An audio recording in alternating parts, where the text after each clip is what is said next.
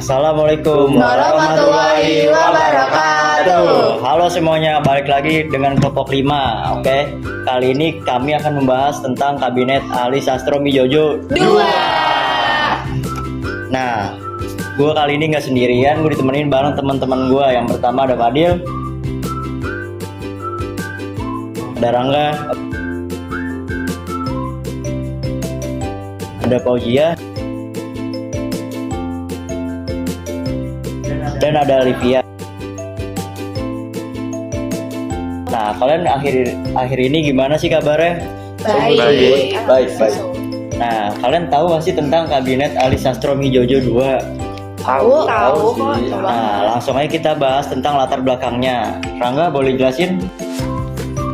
Oke, menurut yang gue baca, kabinet ini lahir setelah jatuhnya kabinet Burhanuddin Harahap. Waktu itu, kondisi politik Indonesia sangat dinamis pasca pemilu 1955. Pemilu itu penting banget karena jadi pemilu demokratis pertama di Indonesia. Hasilnya itu menunjukkan PNI sebagai pemenang utama dengan peroleh suara terbanyak. Karena PNI menang, otomatis tokoh mereka Ali Sastro Midjojo mendapat kepercayaan untuk membentuk kabinet baru. Namun meskipun TNI kuat, mereka tetap butuh partai lain untuk membangun koalisi sebab tidak ada satupun partai yang benar-benar dominan. Nah, gue menambah ini alasan kabinet ini terbentuk karena Ali Sastro Midjojo ditunjuk kembali karena dianggap punya pengalaman sebagai Perdana Menteri di kabinet sebelumnya dan punya basis politik yang kuat. Menarik ya, jadi sebenarnya kemenangan pemilu itu belum tentu berarti bisa memimpin tanpa kompromi, harus tetap ada koalisinya. Betul, justru kompromi inilah yang menjadi kekuatan sekaligus kelemahan dari kabinet ini. Nah, jadi udah dijelasin kan tadi latar belakangnya. Terus gue mau tanya nih, siapa saja sih tokoh yang ada di dalam kabinet ini? Oke, jadi susunan dari kabinetnya itu, di kabinet ini yang pertama tentunya Ali Sastro Midjojo itu jadi Perdana Menteri.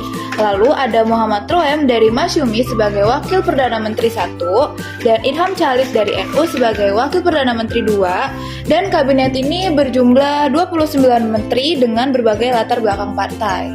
Dari yang gue temuin, bahwa susunan menteri yang begitu banyak mencerminkan semangat representasi partai, tapi jumlah yang terlalu banyak justru mempersulit koordinasi. Oh iya. Nah, menurut lu nih Olivia, kabinet yang gemuk seperti ini lebih efektif atau justru rawan konflik? Menurut gue sih ya, rawan konflik karena makin banyak kursi, makin banyak kepentingan yang harus diakomodasi. Itu bisa bikin kebijakan jadi lambat. Oh, nah terus ada nggak partai yang mendukung kabinet ini? Menurut sumber yang gue baca, nih ya, disebut partai pendukungnya adalah PNI, NU, PSII, dan Partai Katolik. Jadi jelas, terlihat ada kombinasi nasionalis dan agamis. Nah, alasan mereka bersatu karena ada isu besar yang menyatukan, yaitu perjuangan merebut Irian Barat. Itu semacam common goal yang menyatukan kelompok nasionalis dengan kelompok Islam. Tapi Rang, apa benar semua partai itu kompak bersatu? Kalau dibilang kompak sih, sejujurnya tidak. Banyak perbedaan ideologi yang akhirnya bikin kabinet itu mudah goyah gitu. Terus program kerja kabinet ini itu apa aja?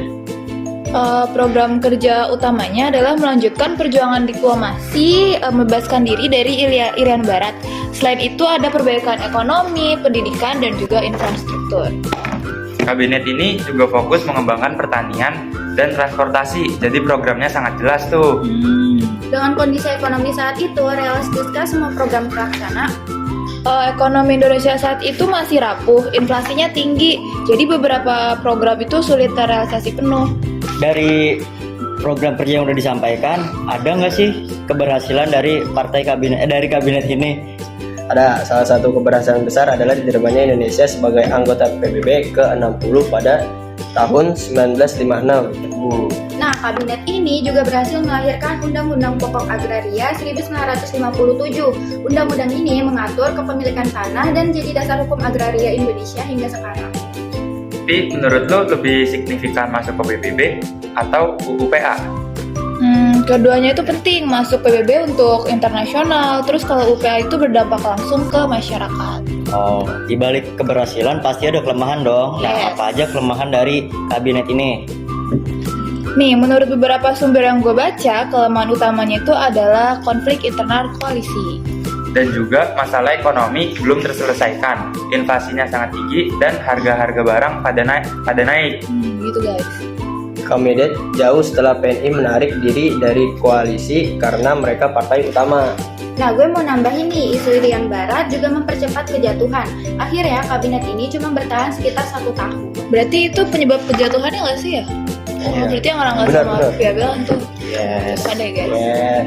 Jadi Kabinet Ali Sastromijojo II lahir dari kemenangan PNI, didukung koalisi dan program yang luas, keberhasilan signifikan seperti masuk PBB dan UU PA. Tapi konflik internal dan masalah ekonomi membuatnya runtuh cepat. Pelajarannya nih, stabilitas politik sangat penting untuk pembangunan. Program bagus sekalipun bisa gagal kalau tidak ada persatuan. Keberhasilan diplomasi kabinet ini tetap jadi pencapaian penting. Kabinet ini jadi cermin betapa rapuhnya demokrasi liberal di Indonesia. Terima kasih buat Fadil, buat Rangga, buat Fauzia, dan buat Alivia. Sampai jumpa di episode Ngobrol Sejarah Santuy berikutnya. Semoga apa yang disampaikan tadi bermanfaat buat kalian dan menambah wawasan untuk kalian. Amin. Wassalamualaikum warahmatullahi Warahmatullahi wabarakatuh. wabarakatuh. Dadah.